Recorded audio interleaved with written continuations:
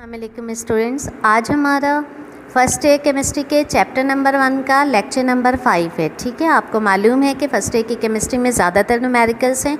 आज फिर हम एक न्यूमेरिकल कर रहे हैं, आप गौर से देखिएगा और फिर इसकी प्रैक्टिस भी कीजिएगा। ठीक है, क्वेश्चन देख लीजिए। क्वेश्चन है हमारे पास, calculate the number of moles in 2400 gram of magnesium bromide. यानी अब हमारा जो कंपाउंड है वो चेंज हो गया है और कंपाउंड कौन सा है? मैग्नीशियम ब्रोमाइड है। ठीक है ना, तो आपको समझ में आ गया होगा कि जब भी कोई क्वेश्चन आएगा आपके पास, आपको सबसे पहले डाटा लिखना होता है। डाटा के लिए आप क्या करते हैं? डाटा की हेडिंग डालिए, उसके बाद आप क्वेश्चन पढ़ते जाइए। जैसे जैसे क्वेश्चन पढ़ते जाएंगे वैसे वैसे आप लिखते जाएंगे। ठीक है, आपने यहाँ से करना शुरू किया। सवाल आपका है calculate the number of moles. ठीक है ना, यानी आपको नंबर ऑफ मोल्स कैलकुलेट करने हैं। जो अननोन चीज़ है वो नंबर ऑफ मोल्स हैं, और किसके नंबर ऑफ मोल्स हैं? मैग्नीशियम ब्रोमाइड के। यहाँ लिखा हुआ है मैग्नीशियम ब्रोमाइड के, यानी मैग्नीशियम ब्रोमाइड के नंबर ऑफ मोल्स आपको कैलकुलेट करने हैं। ठीक है, तो इसलिए आप number of moles of magnesium bromide के आगे क्वेश्चन मार्क डाल दीजिए, क्योंकि ये आपका अननोन है, ये आपको कैलकुलेट करना है। उसके बाद आप सवाल में देखें क्या लिखा हुआ है, इन 2400 ग्राम ऑफ मैग्नीशियम ब्रोमाइड, यानी मास ऑफ मैग्नीशियम ब्रोमाइड आपको गिवन है, और वो कितना है? 2400 ग्राम, यानी मैग्नीशियम ब्रोमाइड का मास आपको गिवन है।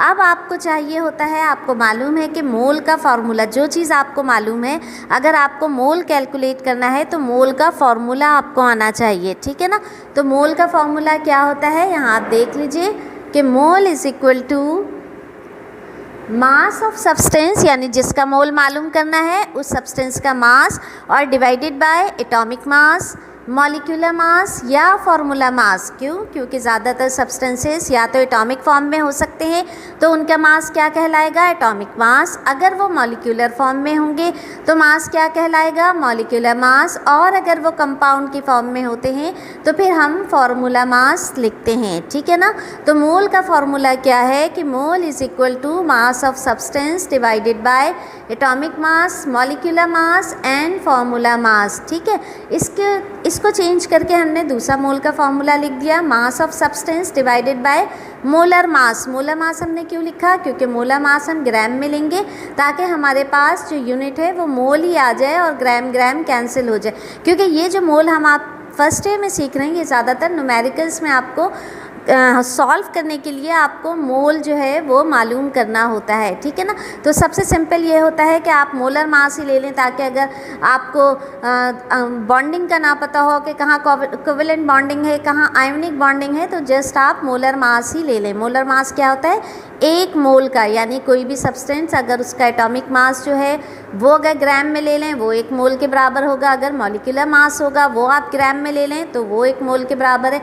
अगर किसी भी सब्सटेंस का जो भी फार्मूला मास होगा उसको ग्राम में एक्सप्रेस करें वो मोल के बराबर होता है, और उसे ही हम मोलर मास कहते हैं। यानी मोलर मास 1 मोल का जो मास होगा वो उसका मोलर मास कहलाएगा। ठीक है, अब आप देख लीजिए कि यहाँ पर मैग्नीशियम ब्रोमाइड का देखें कि किस तरह से हमने इसका फार्मूला मास या मोलर मास मालूम किया है। देख लीजिए, मैग्नीशियम ब्रोमाइड, मैग्नीशियम का ये 1 हमने क्या लिखा? क्योंकि मैग्नीशियम ब्रोमाइड में मैग्नीशियम का सिर्फ एक एटम है, और हमें मालूम है कि मैग्नीशियम का जो एटॉमिक मास है वो 24 होता है, तो ये 1 मल्टीप्लाई बाय 24 आंसर आ गया। और मैग्नीशियम ब्रोमाइड में जो ब्रोमीन है उसके 2 एटम है, तो हमने 2 लिखा, मल्टीप्लाई बाय 80, क्योंकि ब्रोमीन का जो एटॉमिक मास है वो 80 है, तो 80 को अगर आप 2 से मल्टीप्लाई करेंगे तो 160 आ जाएगा। और इसके बाद आपने 160 एंड 24 इन दोनों को ऐड किया तो 184 आंसर आया है, और ये हम लिखेंगे एटॉमिक मास यूनिट। यानी ये जो फार्मूला मास आया आपका, ये क्या आया? एटॉमिक मास यूनिट में। लेकिन अगर हम इसी को मोल कहेंगे, यानी ये मोलर मास हो, तो फिर हम ग्राम में लिखेंगे। जिस तरह हमने यहाँ पे molar mass of magnesium bromide लिखा तो हमने 184, अब हमने यूनिट यहाँ ग्राम लगा दिया। डाटा में आप जो कुछ भी लिखेंगे उनका यूनिट लिखना बहुत ज़रूरी है। ठीक है ना, आप यूनिट नहीं लिखेंगे तो आपके मार्क्स कटेंगे। ठीक है, उसके बाद आपने जब ये डाटा में जो चीज़ भी इनकम्प्लीट होती है उसे आप कंप्लीट कर लेते हैं। यानी मोलर मास क्वेश्चन में गिवन नहीं था, या आप फार्मूला मास वो आपने खुद कैलकुलेट किया, ठीक है। इसी तरह छोटी सी लाइन डाल के रफ कॉलम इसी तरह उसी पेज पे आप बनाएंगे और सामने ही आप जो है इसका बिल्कुल इसी तरह वर्क करेंगे जिस तरह मैंने किया है, यानी साइड में आप फार्मूला मास या मोलर मास कैलकुलेट करके दिखाएंगे, ठीक है। उसके बाद आप सोल्यूशन की हेडिंग डालेंगे। अब आप फार्मूला लिखेंगे यहाँ पे, ठीक है। यहाँ पे तो मैंने आपको साइड में बता दिया कि मोल का क्या फार्मूला होगा। यहाँ आपको सोल्यूशन में फार्मूला लिखना बहुत ज़रूरी है, यानी नंबर ऑफ़ मोल्स क्या होते हैं। नंबर ऑफ़ मोल्स का फार्मूला होता है मास of substance divided bye molar mass of substance, और मोलर मास ऑफ सब्सटेंस की जगह पर आप एटॉमिक मास, मॉलिक्यूलर मास या फार्मूला मास भी लिख सकते हैं, लेकिन फिर वहाँ आपको यूनिट एटॉमिक मास यूनिट लिखना होगा और जो आंसर आएगा वो ग्राम मोल में आएगा, ठीक है। Number of moles of magnesium bromide क्या हो गया, मास ऑफ सब्सटेंस आपको गिवन है डाटा में। देखें मास ऑफ मैग्नीशियम ब्रोमाइड क्या है 2400 ग्राम, तो यहाँ आपने 2400 ग्राम लिखा। मोलर मास ऑफ सब्सटेंस क्या है 184, उसके बाद आप 2400 को 184 से जब मल्टीप्लाई करते हैं तो डिवाइड करते हैं आप 2400 को आप डिवाइड करते हैं 184 से, तो जो आंसर आता है वो 13.4 मोल्स आते हैं, यानी 2400 ग्राम अगर मैग्नीशियम ब्रोमाइड आपके पास है तो इसमें मोल कितने होंगे 13.4 मोल्स होंगे।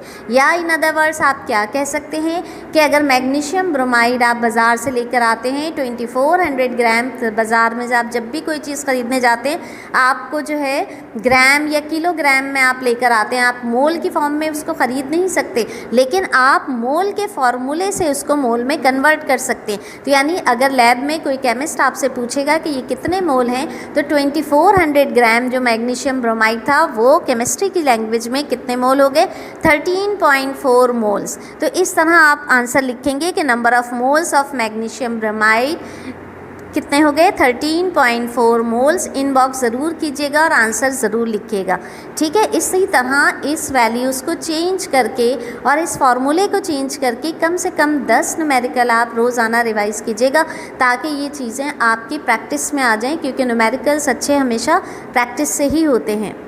इसके बाद हम दूसरा न्यूमेरिकल देख लेते हैं। देखें सवाल, देखें आप लोग क्या है सवाल। Calculate the mass in grams of 3.01 10⁻20 molecules of glucose. Glucose देखें यहाँ वर्डिंग में लिखा हुआ है और ब्रैकेट में ग्लूकोज का फार्मूला है C6H12O6, यानी कार्बन के 6 एटम, हाइड्रोजन के 12 और ऑक्सीजन के 6 एटम, ये ग्लूकोज का फार्मूला है, ठीक है ना।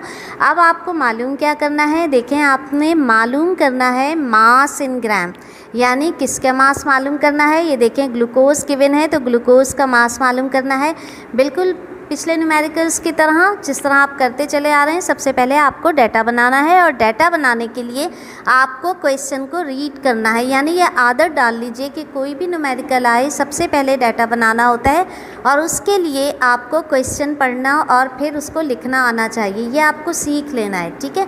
क्वेश्चन पढ़ते जाइए और डाटा बनाते जाइए। क्वेश्चन में आपने देखा कैलकुलेट द मास इन ग्राम, इसका मतलब ये है ग्राम से भी पता चल रहा है कि यूनिट है ये मास का, तो मास ऑफ ग्लूकोज अननोन है, क्वेश्चन मार्क लगा दीजिए कि ये आपको कैलकुलेट करना है या मालूम करना है, ये आपके डाटा में जो है रिक्वायर्ड है, ठीक है। इसके बाद आगे आपने क्वेश्चन पढ़ा, आपने देखा नंबर ऑफ़ मॉलिक्यूल्स, ये देखें 3.01 10⁻20 मॉलिक्यूल्स ऑफ ग्लूकोज, यानी number of molecules of glucose आपको गिवन है, यहाँ लिख लीजिए 3.01 10⁻20, आगे मॉलिक्यूल्स लिखिए।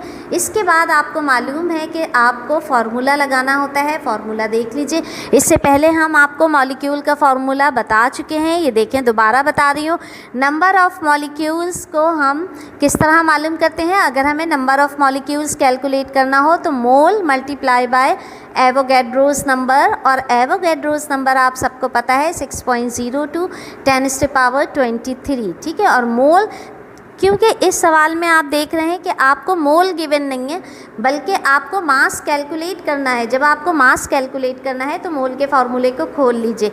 मोल का फार्मूला अभी पिछले न्यूमेरिकल आपने मोल का ही किया है, तो आप मोल का जो फार्मूला है वो यहाँ पुट कर दीजिए इस मोल की जगह पे, यानी mass of substance divided bye molar mass of substance. अब आपको समझ में आ गया होगा कि मोल के फार्मूला लिखते वक्त आप एटॉमिक मास, मॉलिक्यूलर मास, फार्मूला मास या मोलर मास आप लिख सकते हैं। तो इस तरह आपने ये लिख लिया, लेकिन हमें मालूम है कि इस क्वेश्चन में हमें नंबर ऑफ मॉलिक्यूल्स हमें गिवन है और जो अननोन है वो मास ऑफ सब्सटेंस है। तो थोड़ा सा इस फॉर्मूले को आप ड्राइव कर लीजिए। मास ऑफ सब्सटेंस आप यहाँ ले आए, यहाँ देखा आपने नंबर ऑफ मॉलिक्यूल्स और एवोगैड्रोस नंबर और मल्टीप्लाई बाय मोलर मास। तो ये अब हमारे पास फार्मूला आ गया जो आपने खुद यहाँ पे लिखा है। ठीक है, अब यहाँ आप आ जाइए, सोल्यूशन की आप हेडिंग डालेंगे। सोल्यूशन की हेडिंग से पहले आप फार्मूला लिखते हैं। फार्मूला आपने लिख लिया, यानी mass of glucose is equal to number of molecules Avogadro's number multiply by molar mass. इसका मतलब ये है कि डाटा में आपके पास मोलर मास ऑफ ग्लूकोज या फार्मूला मास ऑफ ग्लूकोज होना चाहिए। ठीक है, तो आप देखिए यहाँ पे हमें मालूम है कि ग्लूकोज का जो फार्मूला है वो क्या है, C6H12O6। ठीक है, सबसे पहला जो एटम है इसमें कार्बन है, आप यहाँ कार्बन लिखिए। कार्बन की यहाँ तादाद लिख लीजिए, 6 कार्बन है, नीचे जो नंबर्स होते हैं वो उनकी तादाद होती है, आपने 6 लिखा। और एक कार्बन का जो एटॉमिक मास है वो 12 होता है, तो आप यहाँ 12 लिख लीजिए। इस तरह आपने 12 को जब 6 से मल्टीप्लाई करेंगे तो ये जो 72 जो मास आ गए हैं ये 6 कार्बन के मास आए, यानी ये जो 12 मास है ये एक कार्बन का मास है। लेकिन चूँकि ग्लूकोज के फार्मूले में 6 कार्बन है तो 6 कार्बन का जो मास आया वो 72 आ गया। हाइड्रोजन देख लीजिए, एक आपके पास एक जो है वो हाइड्रोजन का क्या है, एटॉमिक मास होता है, और यहाँ जो तादाद है हाइड्रोजन की वो 12 है, इसलिए ये हमने 12 लिख लिया। ऑक्सीजन की तादाद देखिए, ऑक्सीजन की तादाद यहाँ पे 6 आ रही है और एक ऑक्सीजन का जो एटॉमिक मास होता है 16, तो 16 को आप 6 से मल्टीप्लाई करें तो 6 ऑक्सीजन के जो मासेज आए वो 96 आ गए। अब जब आपने 72, 12 एंड 96 को ऐड किया तो 180 यानी 180 एटॉमिक मास यूनिट यानी ग्लूकोज का आपके पास फार्मूला मास आ गया। लेकिन अगर हम इसको मोलर मास लें तो फिर हम यहाँ पे जो यूनिट है वो हम ग्राम लगा देंगे।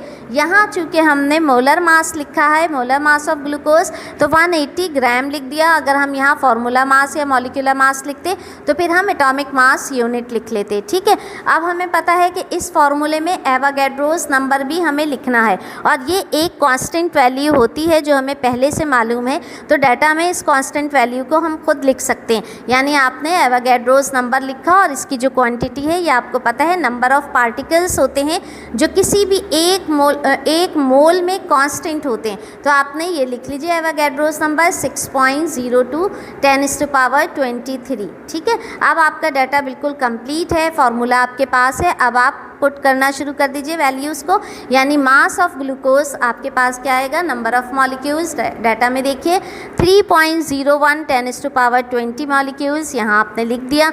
एवोगैड्रोस नंबर आपको मालूम है 6.02 10⁻23 यहाँ लिखिए। मोलर मास आपने देखा 180 ग्राम, आप यहाँ 180 लिख लीजिए ग्राम में। ठीक है, अब आप देखें यहाँ पे आपने मास ऑफ ग्लूकोज आप निकाल रहे हैं, तो ये देखें ये मॉलिक्यूल्स है और जब मॉलिक्यूलर फॉर्म में होता है तो ये जो पार्टिकल्स हैं ये भी मॉलिक्यूलर फॉर्म में होते हैं, दोनों कैंसिल आउट हो जाएंगे और ये 180 इसीलिए हमने ग्राम में लिया था। तो ये जो आंसर आ गया 0.09 ग्राम हमारे पास ग्लूकोज का मास आ गया, यानी मास ऑफ ग्लूकोज कितने यानी अगर मॉलिक्यूल ग्लूकोज के 3.01 10⁻20 अगर मॉलिक्यूल्स होंगे तो ग्लूकोज का जो मास होगा वो होगा 0.09 ग्राम। तो इस तरह आप नंबर ऑफ़ मॉलिक्यूल्स के फॉर्मूले से मास भी कैलकुलेट कर सकते हैं। ठीक है, मेरा ख्याल है आपको समझ में आ गया होगा। अब आप इस मॉलिक्यूल की वैल्यू को चेंज करते हुए कभी आप ग्लूकोज रख लीजिए, कभी कोई और मॉलिक्यूल रख लीजिए, 8 से 10 न्यूमेरिकल तक इनकी प्रैक्टिस कर लीजिए ताकि आप प्रैक्टिस में रहें। जब जितनी प्रैक्टिस करेंगे उतने न्यूमेरिकल्स में अच्छे होते जाएंगे। ठीक है, अस्सलाम वालेकुम।